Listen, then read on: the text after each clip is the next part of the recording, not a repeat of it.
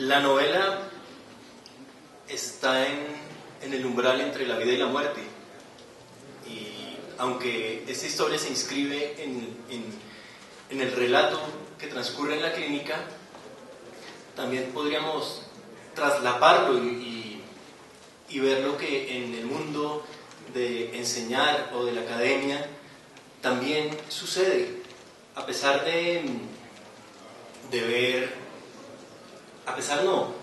viendo el transcurrir por estos personajes, profesores, vamos viendo esa devoción y ese amor, como decía ahora, que profesa el autor por ellos, y a su vez esa seducción que van ejerciendo para llevarlo a ser profesor y hacer del ejercicio de profesor casi que un acto de vida o muerte, casi que un acto que se ubica en la cuerda floja, en el umbral de que es lo más importante. Sin embargo, en este delirio también podríamos llegar a pensar que ese acto de vida o muerte puede ser el acto de vida o muerte por dejar un campo que es el de la academia para inscribirse probablemente en el campo de la literatura. Quiero preguntarle a Fabián, ¿qué hay de eso?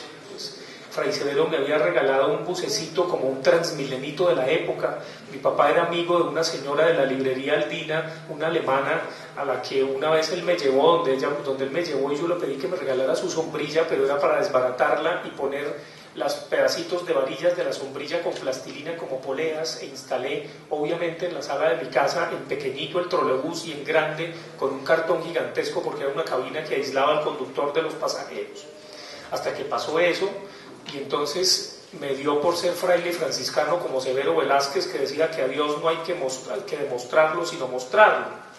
Y así sucesivamente, y empecé a celebrar misa, obviamente, y aprendí los cánones y los prefacios, y sé la misa de memoria, y me da mucha rabia cuando un cura celebra mal y le cambia el nombre al difunto.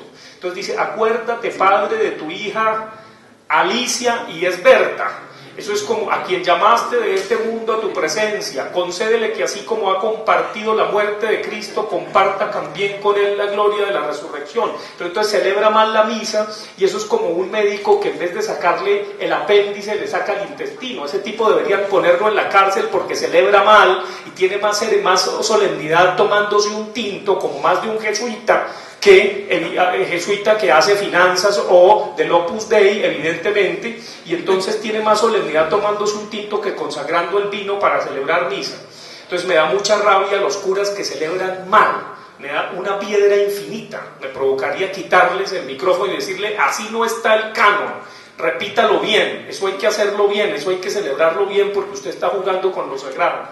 Pero bueno, me cansé de ser cura y entonces me metieron a la escuela, y cuando me metieron a la escuela empecé a jugar a ser profesor, efectivamente desde los 4 años, jugaba con alumnos imaginarios, rayaba la puerta de mi cuarto, me robaba las tizas y con una almohadilla envuelta, mojada en alcohol, pues eso me servía de borrador, y así fui siempre el mejor, siempre ocupé los primeros puestos. Tuve esa desgracia hasta que ocupé un segundo puesto porque mi profesora me pidió dibujar, la profesora de primaria, una imagen de Dios, y yo le devolví la hoja de papel en blanco, y entonces me puso 0 en religión, eso me bajó el promedio, y entonces me enfermé. Mis papás tuvieron que pedirle cita a esa profesora, me mandó una esquela diciendo que había que aprender del limbo de la enfermedad, todavía conservo esa esquela.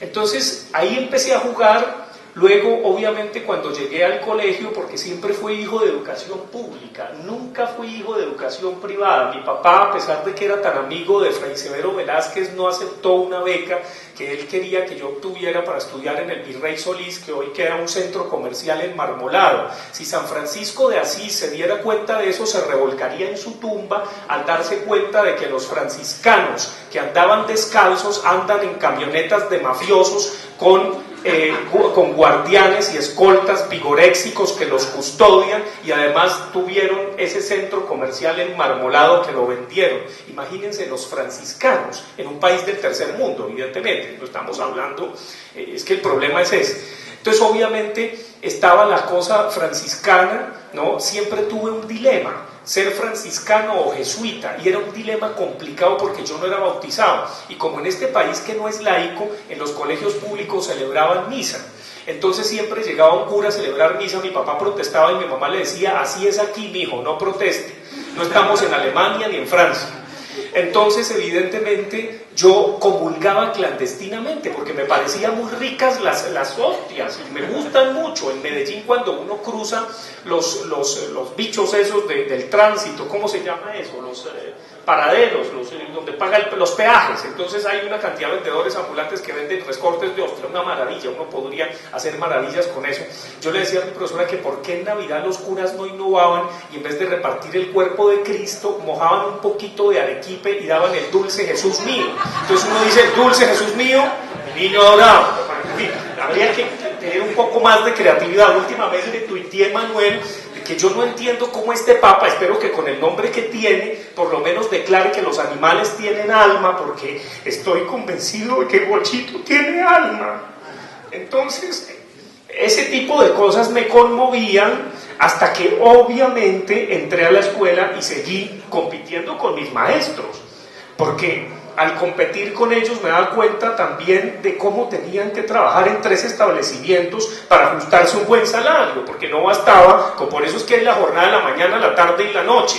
Nada gana el alcalde Perto con poner una sola jornada si les van a pagar lo mismo. Ellos necesitan 3 jornadas para ajustarse el sueldo.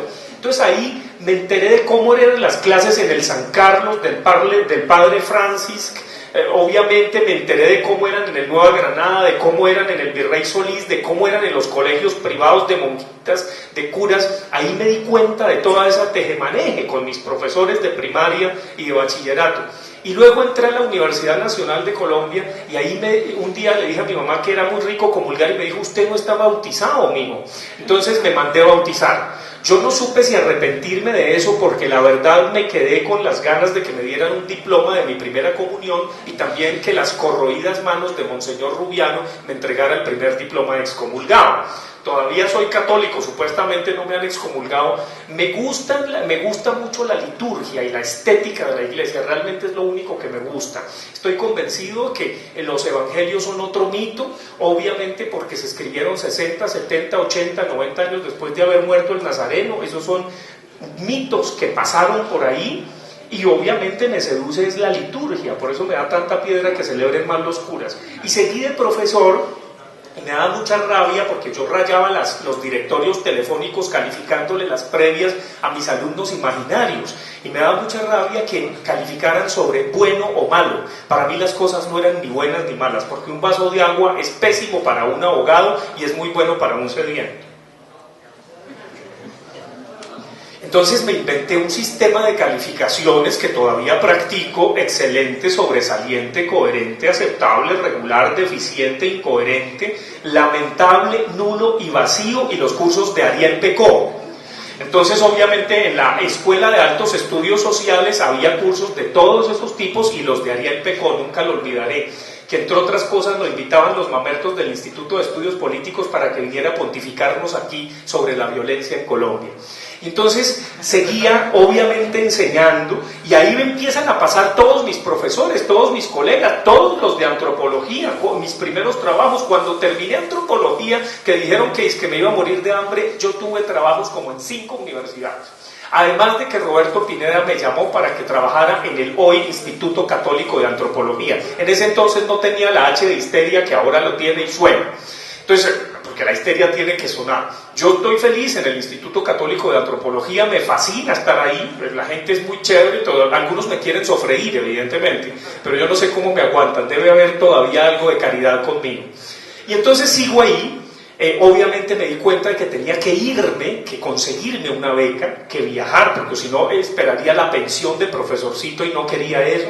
Me fui gracias a una amiga que quiero mucho, que Manuel y todos conocen, que es Ana María Urán, a cuyo marido sacaron vivo del Palacio de Justicia, mis amigos, y ella le creyó al Estado durante mucho tiempo hasta que por los de la cafetería se dio cuenta de que le habían matado a su marido por fuera. Ese día la señora Emisanín pasó un partido de fútbol para que la gente no se diera cuenta de lo que estaba ocurriendo evidentemente en el Palacio de Justicia.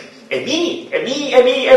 Bueno, y entonces evidentemente todo eso está ahí. Es muy peligroso este personaje porque claro, ahora van a decir ¿dónde lo invitamos? Porque ¿qué sacará en la próxima novela? Eso es peligrosísimo, pero bueno, espero que me sigan invitando.